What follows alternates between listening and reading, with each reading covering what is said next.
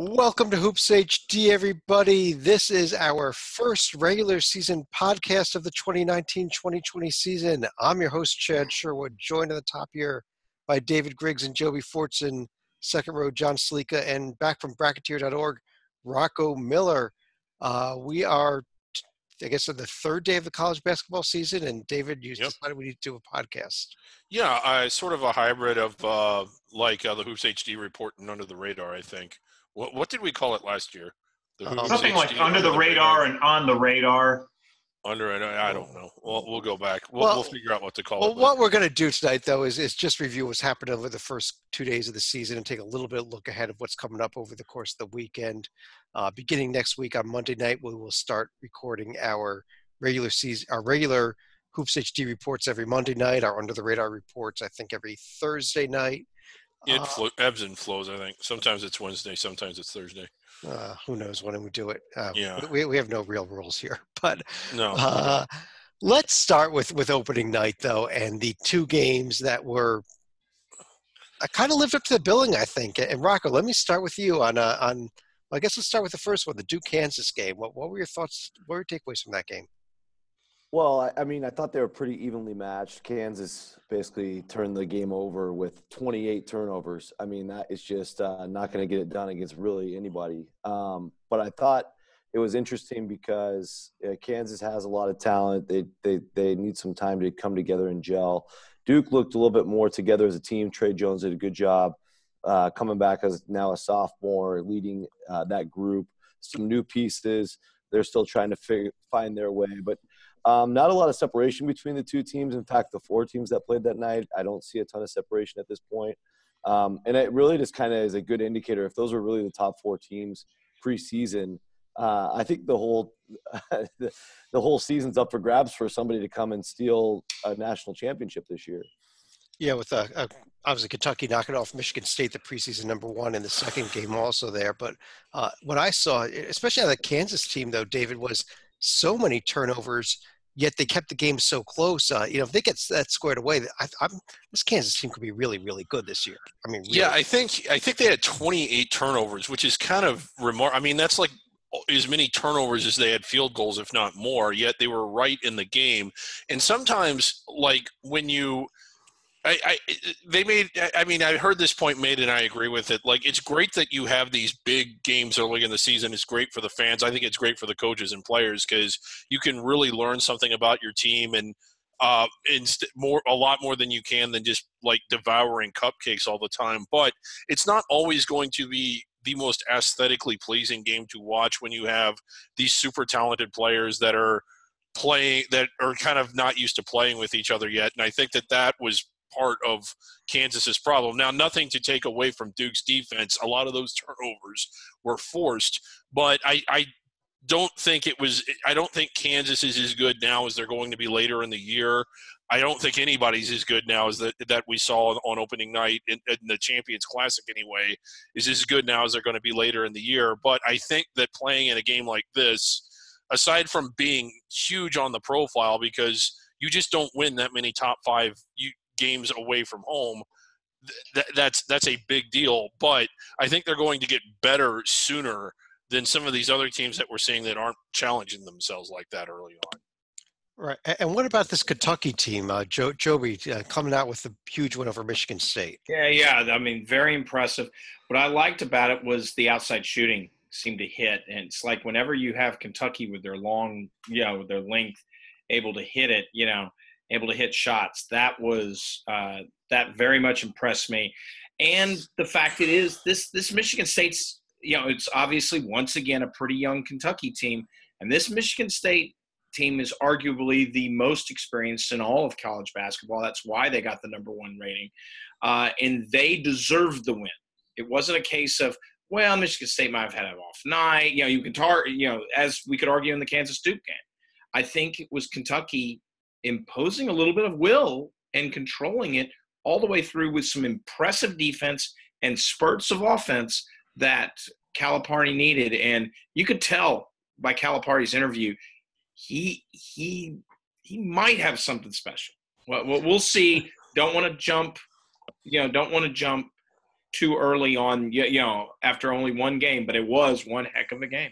And a little better than what Kentucky did last year. Yeah, yes. Classic. Yeah, I was going to Just say, a little like, better. The 40-point swing, I think. So, yeah. The other big non-conference game, at least for opening night, Sliko, that was the St. Mary's Wisconsin game, neutral court game being played in Sioux Falls, South Dakota. Real nice win by St. Mary's, though. Yep, that would be at the Sanford Pentagon in Sioux Falls. So it was a nice win for St. Mary's, who actually showed up as the ranked team. They managed to survive in overtime. Yeah. And we also saw, I guess as far as St. Mary's go, though, Rocco, you're in the St. Mary's area there, I know, and this is something they haven't done in the past: is get these non-conference games and wins.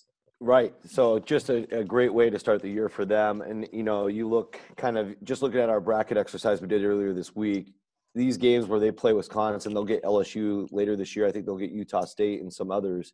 This really makes or breaks their resume. So just figuring out a way to get that win. It was a grinder. We were in the low 50s at the end of regulation.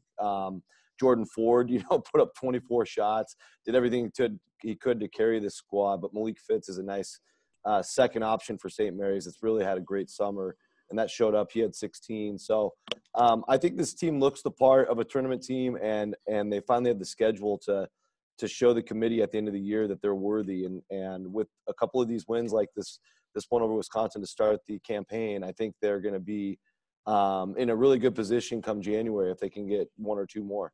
And thank you for that comment, Rocco. Finally, with the scheduling, this is what we've been screaming we've been for years with St. Mary's. And you know what? This is when you do good things, sometimes good things happen. Good job, St. Mary's. I hope you show some more strength going down the stretch against the Utah States and LSUs of the world. Good job. Well, David, it was also, at least let's start with Tuesday night first. It was opening days for everybody other than Duke playing a conference game in the ACC. Opening night, though, on Tuesday night, we saw Georgia Tech win at NC State, Louisville win at Miami, and Virginia Tech win at Clemson. I guess two of those three were pretty good upsets with Georgia Tech and Va Tech winning. Yeah, the Georgia Tech and Virginia Tech in particular, but Georgia Tech kind of surprised me. I mean, we kind of picked on NC State last year. I think we were railing against them getting in as opposed to some other teams. Not that we didn't like their program. It's just that we didn't think they were that deserving. But we were all pretty big on them coming into this year. And then to lose a game on opening night at home to a Georgia Tech team that didn't really appear to have that much and that is on probation. Now, I know that doesn't mean anything in and of itself, but it was kind of a surprising result. It was not what I was expecting. It was also Georgia Tech capitalizing on an injury for Markel Johnson for NC State, who was their top player. Right. Yeah. But Rocco, though, the other team, though, that did win in the ACC on the road, Louisville at Miami, very impressed. I was very impressed, at least, with what Louisville did on Tuesday night. Yeah, how could you not be impressed? I mean, I think Miami, they were looked at as a dark horse or a sleeper team to come and emerge this year with some key players back like Chris Likes, but Louisville came in and blew them out of the water. I mean, this game, final score-wise, was only a 13-point win, but I think at one point they were up over 30. Yep. And this was really never a game. And it was really it really kind of shows what kind of weapons Louisville has. I mean, beyond Jordan Nwora, who everybody kind of knows about as an all-ACC guy, they got double figures from four other guys. And they got a really deep bench, especially with Lamar Kimball coming over from St. Joe's, the transfer, grad transfer. So this team's pretty loaded. They got a great proven coach in Chris Mack, and sky's the limit. Well, Joby, I know in addition to your Virginia ties, you have some Alabama ties, so you know I've got to go to you with this question here. What the heck happened to the Crimson Tide on opening night? Losing at home to the Penn Quakers. Don't fire Avery Johnson. You heard me say it last year. I think if Avery Johnson's the coach, they don't lose. I'm dead serious. It's Alabama. Understand who you are, what the trajectory of your program is, which was fine. They're making NCAA tournaments. This is not you should not think that you're Kentucky or Florida. You should try to build a program before dismantling it. Now, Alabama's season's not over, but the fact is this program is starting over. It shouldn't have to start over. And, long term, we'll see how things develop. But, don't lose to Penn. Hey, congratulations. Penn is one of the better Ivy League teams. It's not like losing to Columbia. But come on, get real. You should not be losing to Penn on opening night in your place, period. Well, speaking of do not fire the head coach, David, lot bigger upset than what happened in Alabama. UC Riverside, without one of their top players, it was pathetically bad last year, goes to Nebraska. Tell us what happened. They blew Nebraska. This is almost it just shows what happened. Like when you get rid of Tim Miles, I think it made about a 40 or a 50-point difference. I mean, what that man did with the dark web conspiracy and everybody like conspiring against him was just unbelievable. So you went from like a national championship caliber team, which is what they would have been just by his presence being there, to losing at home by 20 or 19 to a Riverside team that wasn't good and was missing its best player. It was ridiculous. It was stupefying. Is Nebraska going to win a game this year? Well, in the meantime, Puppet, I'm sure it'll probably comfort you that Tim Miles was actually making his broadcast debut on FS2 between Xavier and Jacksonville. Yeah, which is that why? I mean, I was worried that no one was going to watch the Champions Classic because they would all be watching Xavier Jacksonville. That's where Tim Miles was. Rocco, one other game, kind of a note here. Utah, nice road win at Nevada. I don't know that we're particularly Utes to do much this season, but picking up that win does start things off pretty well for them. Yeah, it does. And Nevada's a tough place to win. I mean, they've had an amazing home court advantage for years. Obviously, it was Steve Alford's debut at Nevada. But Lindsey Drew came back from injury. He looked really good for Nevada. Hit 5 threes, scored 30 points. Still wasn't enough. Utah's combo of Timmy Allen and Booth Gotch really played well. And they've got some new pieces that Coach Krzyztowiak, I mean, he's the Coach K of the West. He puts it together every year, no matter what their synopsis is coming into the season. I think they've got a run of 5 or 6 straight years of finishing in the top 4 in the Pac-12 and getting a bye, which is unbelievable because half those years they're picked in the bottom half of the league. And it looks like they're getting started early on being a dark horse. Just a few other scores from the opening night. Illinois got a little bit of a scare from Nichols State, David, even though they won the game. I guess they got a hell of a scare from Nichols, and we thought this Illinois team might be able to do something this year. I don't know. Well, some of us thought that. All of us, but one of us thought that. I did not think that, and they did not change my mind. They did get the win in overtime. Real statement win for the Illini. A couple of notes. VCU, I thought, was real impressive over a St. Francis PA team that was picked for many people to win the Northeast. It's only the Northeast Conference, but still to go in there and just take care of business. Yeah, them was nice. Stalika on the kind of the under the radar portion here. Furman, a nice road win at Gardner Webb. Northern Iowa, a nice home win over Old Dominion. But I think the real surprise, if you're talking about under the radar, had to be Hofstra, who was picked to win the CAA and laid a big stinker at home to San Jose State. Okay, yeah, this is Wednesday night, but let's go ahead and discuss that one. We'll get to the rest of the Wednesday night games in a second. Yeah, San Jose State has been pathetically bad out of that West for years. Hofstra Stalika, though, just loses at home to San Jose State. I don't get it. They traveled across the damn country to play the game. Yeah, I mean, is it the floor? Is it the fact that they got rid of that disgusting, ugly, assault on the retinas floor that they had? Only if you count taking the floor to Hofstra and subjecting them to look at it for 40 minutes. Yeah, I don't know. Yeah, the other two games I want to mention from Tuesday night before we move on to the rest of the Wednesday night games, though, and David, I got to ask you about them. A pair of non-D1 teams picked up wins. Now, Washington Adventist, who's a very good NAIA team, actually, but they won at Howard, who is not a very good D1 team. But then the Grand Canyon Antelopes lose at home to Davenport. What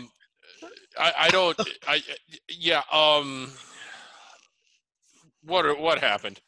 I just that is, and again, Grand Canyon. I don't think we were nearly as big on them this year as we were New Mexico State or some other teams in the WAC. But we did think that they would be in the hunt, and they still could. But talk about just not showing up when the bell rings.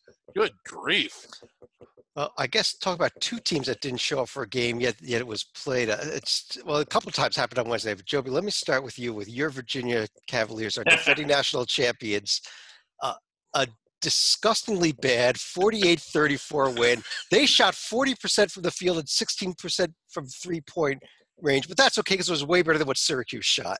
Yeah. Oh, it was great defense, Chad. Okay. If that's what you want to call it. It was the pack line versus the zone. There's the Syracuse zone.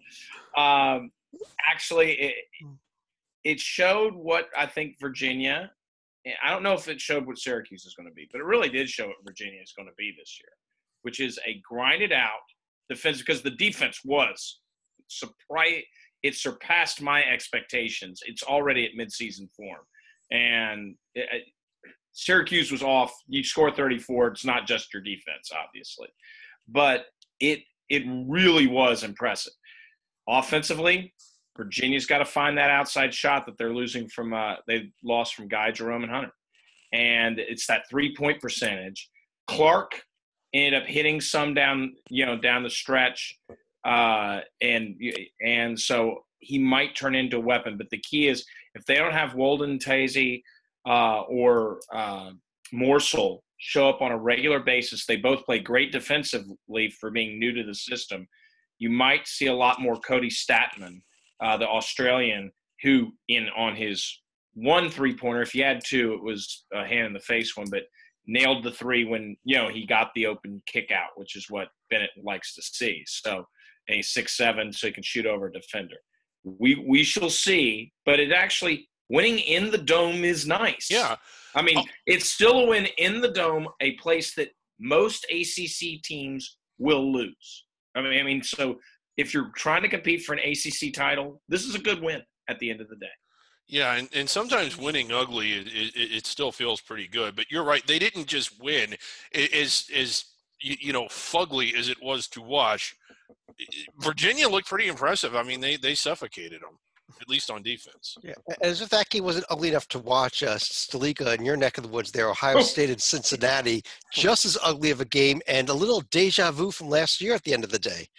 It's a good thing I operate heavy machinery early in the morning, because if I had done that at around 8:30 last night, we would be filing accident reports, because Ohio State, they got off to a slow offensive start again, a little bit in part because of UC's defense. They only get 19 at the half, but I believe it was a 62-54 final score, which was 64-56. 64-56, but this was the exact same score in which Ohio State won at Cincinnati last year.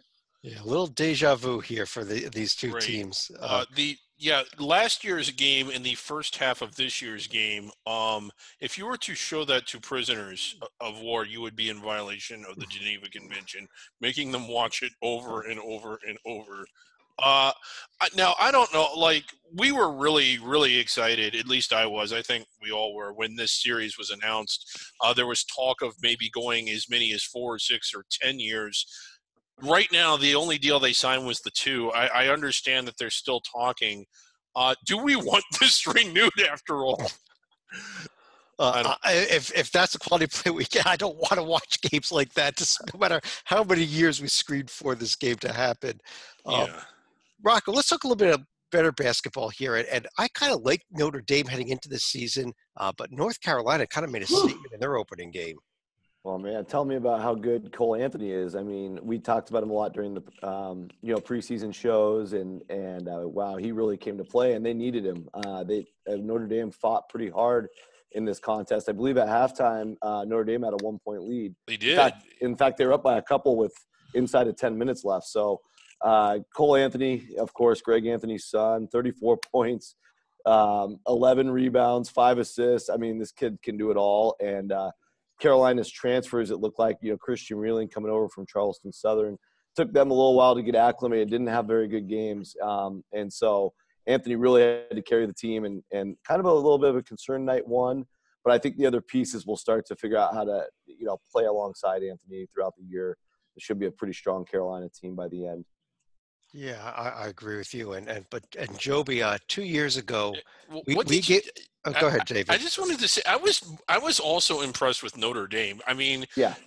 As well as North Carolina played, Notre Dame went in there, and this was a team that lost 9 of 10 or whatever it was to in the season last year. I thought they made a really good account for themselves, and while they didn't get the win, there is reason to think that they're going to be much, much improved this year in a tournament caliber team. What I took away from that was Notre Dame's better than I thought. 100% agree. Great. Joby, I was just mentioning earlier, 2 years ago, under Kevin Stallings, the Pitt Panthers were judged as the worst team in among the power conferences and possibly the worst team in Division I. They will not be judged that way this year. Florida State, we liked heading into the season. We thought they were a potential tournament team, and huge win by Pitt over the Seminoles. That was actually, we talk about, UC Riverside obviously is a big shock, we discussed nationwide, but Nebraska's just not there. What happened? Florida State, Pitt's better than they've been because I think Capel's doing the right thing. Yeah, it's hard to not be. Yeah, exactly. Thank you, David.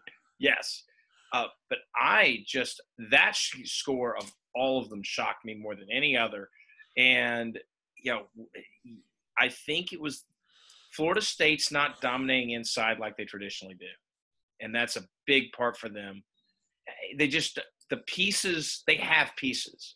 Hamilton, despite his critics, can coach, and it just didn't happen. And Pitt showed up. Pitt showed a lot of gumption. I won't place the blame solely and the results solely on Florida State because Pitt deserves credit for what they did. I don't think Pitt's going to win 8 games in the ACC this year, though. Even with that win, Florida State might not either if they play like they did last night. Yeah, there was one other ACC game, Boston College beat Wake Forest. Should we move on? Or Yeah, we can move on to Joby's neck of the woods because if you're going to talk about teams that show gumption, Georgetown, what were you doing? Falling down 19 points against Mount St. Mary's. Okay, look, I got to address this here. Now, at the end of the day, when you're looking at a resume for Georgetown, you're going to see a 81-68 win over Mount St. Mary's at home. And that's what 99% of the people are going to remember about this game. It wasn't an 81-68 game, though, by any means, Joby. No, Mount St. Mary's kind of had him a little bit dead to rights at one point, it seemed like. And, Georgetown. Yeah, here's the thing is, now I haven't asked Salika. I'll defer to Salika because he knows schedules by, encyclopedic knowledge. But I'm assuming the schedule at Georgetown, as I remember when I looked at, is once again putrid. And the fact that they almost lost one of those putrid contests kind of makes me giggle. It's an 81-68 win, though. It is an 81-68 win. And you know what? They go, whatever, 10-8 or whatever it would be in the Big East. They go 10-8. They take care of business. They don't stub their toe. They're in the tournament. Oh, yeah. They are. Yeah. Rocco, I guess one other score of note, the late game last night, UCLA, first game under Mick Cronin, really sweated out Long Beach. Yeah, they did. It seemed like there was a lot of confusion early on. You could say they were playing extremely sloppy. I don't know if you guys got to catch any of it, but a good job by UCLA to figure out a way to pull that out at the end. It wasn't going to be one of their more memorable performances this year, but I thought the one thing that UCLA community came out last night talking about after the game was that guys were actually hustling, diving for loose balls. It's something we haven't seen out of UCLA since Ben Howland. And Mick Cronin's really kind of changing the mentality of these players. A lot of these kids, of course, recruited by Alford. The culture was a little bit more relaxed under Alford. And so he's instilling a toughness. It's going to take them a while to get the system down and get their defense down. But I think by the end of the year, it could be a pretty good team, and they've got a lot of talent. So we'll see how it develops. They really needed to get that win last night, and so good thing they pulled that out.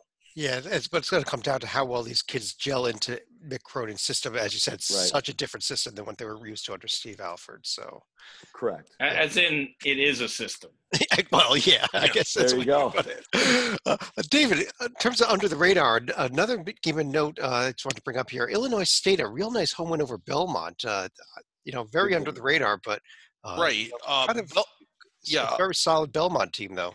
Yeah, still solid. I mean, they lost a lot of key pieces from last year's team that was so good and made the NCAA tournament. But it was kind of a big setback because when you look at Belmont and you're looking at repeating what they did a year ago, this is the kind of game that you kind of are needing to win. Now, it's a hard game to win, but making the NCAA tournament is hard, and you need to be able to win hard games in order to get there. I don't want to say that it ends their season by any means, but it certainly doesn't set them on the trajectory that they wanted to be on, even though it was opening night. It was a fun game to watch. It was real competitive. For a while, it looked like Belmont was going to coast on in. I mean, they had them at arm's length, but it kept going back and forth. And then Illinois State, I was kind of impressed with the Redbirds, really, and how they played in that game. But a real good game for both teams to open the season with. And I think we're going to be talking about both these teams a lot on Under the Radar, I think. Right. One other Under the Radar game, just quick note, want to welcome Merrimack to D1. They went to Maine. They lost badly. Yes. It's going to be a long season for Merrimack, but they don't have to worry about. Because for those who don't know, Maine is not good. And before we move on to look at some of the games going up ahead here, though, David, I know you want to discuss this here. The idea that we are now getting these big games, not only the Champions Classic, but now, at least for this season, had conference play at the very first day of the season, first 2 days of the season. And is this a good thing or a bad thing, I think is the question, correct? Yeah, and it is an anomaly. We've never seen it before, not from the ACC, but from anybody. The way the season typically plays out, as you know, is that you have your out-of-conference games before Christmas and your conference games after Christmas, and there just isn't a whole lot of mixing in. Most sports are like that. Football is not as much like that. It's a lot like that, but it's not unusual to see out-of-conference games mixed in with conference games in football. But for not just basketball, but a lot of other sports, you just don't see it that much. And I understand the cons to it. I understand completely why a lot of coaches don't like the idea of your first game being a conference game, because they kind of want to get some of the dust off, and the cobwebs worked out. But as a fan, I loved it. I thought it was great. And like the North Carolina Notre Dame game had a little bit more buzz. Like, had North Carolina played Oklahoma or Oklahoma State or somebody about at Notre Dame's level as an out-of-conference game, I don't think it would have been as intriguing on opening night as it was in a conference game. And I think it was like that kind of across the board. The other thing is that in these big leagues, the AC, a lot of the way scheduling works now for power conferences in the Big East is you play bye games, you play games that are organized by a third party, either in an exempt tournament or a Champions Classic or something like that. You don't really get on campus that many really good games out until conference play starts. And the ACC, 7 teams had a big game at home last night, whereas in November, look at any given schedule, there might only be one, if that, big game prior to conference play that the students can actually go to. As a fan, I loved it. I would like to see them do it again. I'm serious. I thought it was great. Well, I think that the drawback was you do have these rusty teams. And it's kind of like, do you want to, be playing conference play when you still haven't worked out some of those kinks? But Rocco, what are your thoughts on that question? Yeah, I think, if you would have asked me Tuesday night, there was a couple games that I thought were pretty intriguing. I would have said it actually favors the underdog, because you got a bunch of, guys coming off of 6 weeks of practice, no real games with the lights on, maybe a scrimmage or two in an exhibition game. But I thought, like, with Georgia Tech going to NC State and finding a way to get that win, and Virginia Tech going to Clemson and getting that win, I mean, I think it kind of evened the score for the underdogs a little bit. But then last night you saw what Virginia did to Syracuse. And maybe that theory is not as true. But, it's intriguing because I thought those games were really interesting games to watch from a fan standpoint. It might have been a little bit more sloppy, but it was close, really good games that mattered even more than a non-conference game. So I'm a little torn. I think, if one league does it per year and we rotate leagues, that might be a good formula. But I would hate to see the same league do it every year. Yeah. Joby, you agree with that also? Because you're the ACC guy and your conference did it. I'm not as after last night, or actually when the schedule came out, I wasn't enamored with it. And last night reconfirmed what I saw, and I'll pick on the Virginia-Syracuse game, the one I know best. It's almost unfair for Syracuse because they're playing a pack line defense game one. That's not for Virginia. They're playing the zone, the Syracuse zone. What it leads to is an awful, sloppy game in a lot of ways. Virginia committed something like 15 turnovers. Last time they did that, 2012? It was a sloppy game. Defense, if you like defense, it was good defensively by both teams. But because the defense is ahead of the offense. I would have liked to have seen that Syracuse-Virginia game. Hey, I'm happy the Who's got the win. But I would have liked to see that game in January. Not now. It's, or at least not the first game out of the bag because that led to bad basketball. Right. By this, and North Carolina, Notre Dame was good basketball. So there is a counter argument. But I think you get that Notre Dame, North Carolina game, Cole Anthony's going to get is going to get that great, pub, in February too, so. Right. And Salika, before I go to you, I just want to follow up on Joey's comments. You also saw it in the Kansas game, even though it was a non-conference game, but all those turnovers again. But you had a comment on it? I was going to say, as far as scheduling goes, keep in mind you're also going to have the Gavitt games that start up next week where you have the Big Ten and the Big East matching up in 8 separate games. Mm-hmm. Also notable this year in that Michigan State will finally join the fray because they will be going to Seton Hall in what's going to be the feature game. You'll also have, I believe, Villanova going to Ohio State as another key game. But also, if you want to talk about, early conference games, also keep an eye on the Big Ten where in the past couple of years, they've gotten used to at least playing 2 conference games in December. Now, a couple of years ago, that was necessitated because they had moved up their conference tournament a week so they could play at Madison Square Garden. Last year was necessitated because they went to the 20-game conference schedule. Yeah, it is. And you're going to see – actually, I think you're going to see a second ACC game in mid-December as well. Virginia, North Carolina is one of those. Yep. And that's going to be a heck of a game. But – while I'm poo-pooing opening day being a conference, I don't poo-poo the Champions Classic. And the reason why is the conference has repercussions besides just a good game on your resume. It has repercussions for standings and seeding within the conference tournament in March, which is subtle, but it's a big deal, especially in the ACC. I imagine the Big East, too, has a similar feel. It is a big deal. To come out and do well in conference, Oh, yeah. And so it has a greater – the Syracuse wins for Virginia means more to Virginia, not a shown resume, but to the fan base, than I dare say Duke's win over Kansas does. But when Duke plays their conference game in December, it will mean a lot, even if that – I don't know who it is, but even if that team's Pitt, I guess I want to run through some of the games that are coming up here the next few days. Real quick run through some of the Friday games. There's some really good ones here, actually. Notably, Auburn and Davidson in the Veterans Classic. David, I'll get to you in a second. The workbook. I don't have the scores them up here, but Auburn and Davidson in the Veterans Classic. North Carolina on the road at UNC Wilmington. Vermont with a road game at St. Bonaventure. Kind of look for a Vermont upset there. It may not even be an upset. Right. Illinois is at Grand Canyon in a battle of 2 pathetically bad teams. UNC Greensboro, we really like how the SoCon is at Kansas, a real tough test. And a couple of games involve Pac-12 teams, Rocco. Baylor and Washington up in Anchorage, and Arizona State and Colorado in a non-conference game out in China. Those are both big. And Colorado and ASU only play each other once in the season, so they were able to work out a non-conference. Apparently, that was better than getting somebody from the Ivy League. And the Baylor UW game, big game tomorrow. I mean, we saw Baylor, a little sample size when they destroyed Central Arkansas Tuesday morning to start this great season that is underway. Washington, of course, Quad A Greens eligible. I'm really looking forward to it. Unfortunately, we have a wedding weekend, and I'll be sneaking away on my phone to catch parts of that game.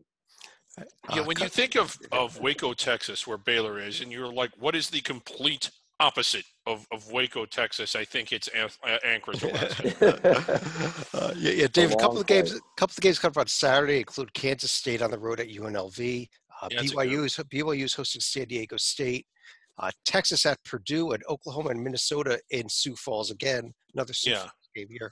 A couple of real good games there, those last two especially. Yeah, and those are important games, and that's not to say like Kentucky, Michigan State, Duke, and Kansas. Those are certainly important games, but I don't think that either of those teams, all four of them, are going to have more chances to be and show what they are. Like Texas kind of needs something to kickstart their program and their season. That Texas Purdue game, it's two teams that we have more questions about than answers, and there's more, maybe while not as important, there's more of a sense of urgency to a game like that and a game like mini Oklahoma, I think. Do you agree? Or not? Yeah. I think they're both very important games here. For these are four teams. I think that we have a lot of questions marks about going into the season, and the two that win these games, we're going to have less questions about. And the two that lose, we're going to still have the same questions about. Yeah, but that Texas Purdue game's a big one. Yeah. I mean, a couple games here on Sunday as well. We've got the annual Florida State-Florida game, which could be a good one. Could be a blowout by the Gators also. UC Santa Barbara at UCLA, and Mick Cronin's second game here, and Illinois at Arizona in a very strange kind of game. I don't know what to expect from. Joby, your thoughts on those or any of those games coming up in the next the Florida State game's been interesting because Florida State's been on a roll lately, so we're going versus Florida. So we're going to see if that continues. It's usually, a classic matchup that could involve protected seeds, in some cases. And in this case, Florida, it will involve one.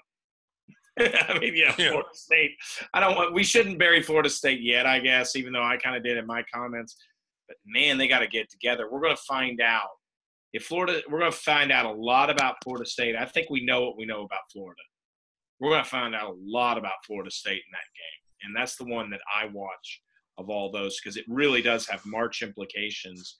And it also has bid implications for the SEC and ACC because it's one of those crossover games that then infuses itself into the power ratings, for the respective conferences if Florida State does turn out to be a top half ACC team. I would also wonder about the timing of a team like Illinois, for example, playing both Grand Canyon and Arizona in November, though. It would be one thing to be doing this in December after exams are over. Maybe you're visiting a player's hometown, but I'd love to hear the reasoning about doing this in November just prior to Thanksgiving. I don't know. It's a Friday Sunday deal though, so I'm not. That's not. I don't know that, but Sleek, any other thoughts on any of these upcoming games? I would note that you already mentioned the Gavitt games start next week.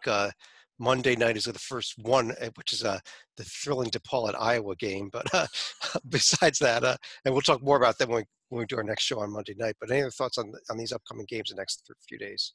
Not on those upcoming games, but if we're talking more final thought, I would probably look at some of the rule changes that have gone into effect this year and just how much is it affecting the game so far. Because, for example, we're seeing three-point percentages. They're initially going to be down because we're also talking about the three-point line that's gone out about 1.5 feet. I think Michigan State was one notable exception where they went 5 for 26 from the field against Kentucky. But we've also seen some examples, I think, as Joby pointed out. One was Virginia and Syracuse. Another was tonight involving Bryant and Rutgers.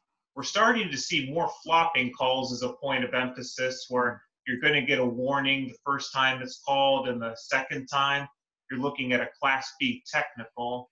And since it's a Class B, you would actually need to accrue 3 such Class Bs before you get ejected from the game. And that would be for flopping. All right. Well, before we get to the rest of the final thoughts here, David, I know you want to very quickly discuss the idea of the fact that we are starting the season on Tuesday night instead of a Friday night. I personally think it's a day of the week is a day of the week, but did you want to make a point that was something special? Well, I was kind of against it because it just seemed like initially I was that, the second Friday in November, I kind of didn't even like it starting that early because I just didn't think that there was enough of a spotlight on the game. But the one thing about I think the Tuesday night, it gives college basketball more of a spotlight for itself. And I think that it's this format the last couple of years has worked out perfectly with the Champions Classic opening the season, and you just sort of hit the ground right away. Whereas, before I kind of got to admit, like the start of the season was kind of just lost in the shuffle with football and really unceremonious. Like 98% of the games you saw were bye games. Well, Joby, the one thing I would say, being the first Tuesday in November, every 4 years, starting next year, it's going to be a little less attention to the basketball, though. Well, they should start Wednesday that year. They will move it to Wednesday. They will move it. Okay. Election. Yeah. Okay. Yeah, okay. I mean, exactly. But yeah, what I found interesting with the new rules was that John was mentioning was the flopping rule. But my favorite moment was, it might get lost because a lot of you still don't get the ACC network. But by the way, Carlos Boozer, I don't understand that thing on your face. But anyway, I don't know if you've seen it, but oh my goodness. It really does look like a fake, beard that someone slapped on. But I found it funny that Carlos Boozer, who for the most part seemed like a reasonable analyst, said, I really like the flopping rule. It's just been abused in college basketball. And every single ACC fan is going, yeah, taught by your coach. I mean, jeez. I mean, my God, hello, pot, this is kettle. I mean, my goodness. Did Shane Battier teach you how to flop appropriately or not? I mean, come on. Well, I guess on that note, Rocco, I want to throw it over to you for any other final thoughts as well, and before we close out the show here, on anything we discussed or anything else you want to bring up, really. Okay, sounds good. Yeah, so just on the scheduling note, a couple other great matchups, I think, on Saturday, or maybe let's just say intriguing. We don't know if they'll be great or not since it's so early in the year. But Iowa State at the Beavers, I think that's big for both teams, couple teams that we are really unsure about. Hopefully we'll learn something about at least one of them. And then we also have a Sweet 16 rematch from a few years back during the Jimmer Fredette days when San Diego State goes to BYU on Saturday. So keep your eye on those two. I think Kansas State at UNLV could be interesting. UNLV, of course, now with TJ Otzelberger, bringing in a lot of transfers. They looked pretty good in their opener. We'll see how they do against a great defense in Kansas State. And then in terms of just some thoughts from the last couple of days, big upset that we didn't mention was Ohio with their new head coach coming over from Stony Brook, gets the big win at St. Bonaventure, kind of a sleeper, almost tournament predicted team before the season started. Big injury for the Bonnies there with Osin Yi, I believe is how you pronounce that. Injured in the first half, one of their big man, one of their best players. So hopefully he recovers quickly. Bonnies, of course, play Vermont tomorrow, in big trouble for that matchup. I also thought out of the AAC, Wichita State and Tulane looked impressive. Now, Tulane, I know, played Southeastern Louisiana, a team in transition. But with them getting Hightower eligible, I actually think Sela's full-blown D1. They've been D1 forever. What's that? Sela's D1. Right, yeah, I know they're D1. I'm just saying they're in transition mode because they're not a transitional team. Never mind. You mean yeah, because Coach Ladner went to Southern Miss and the middle of the summer. Right. Yeah, no problem. Right. I think Tulane is actually going to be possibly make some noise this year. We'll see. Let's keep tabs on that. And the last shout out is for Jerry Stackhouse's Vandy team. Everybody overlooked them in the preseason. They actually looked pretty good for the first night, so let's at least tip our cap for that first game. All right. David, any other thoughts from you? I think that we've No, big, kind of a snoozer night tonight. Not a whole lot going on, but a really big night tomorrow. A lot of, Yeah. I mean, we already went through the games. There's several that I'm looking forward to over the weekend, and it's in full blast. We don't ease into it anymore. It seems like forever we just kind of crept up and walked slowly, but you go from 0 to 100 immediately now. I love it. The season, it never feels like there's a lull in it. I guess on that note, I do want to thank everyone for joining us. On behalf of David Griggs, Joby Fortson, John Slika, Rocco Miller, you can check him out at bracketeer.org as well. We'll be back with a couple podcasts next week and at least 2 podcasts every week the rest of the way. And enjoy the season, enjoy the games, everybody. We'll talk to you again real soon.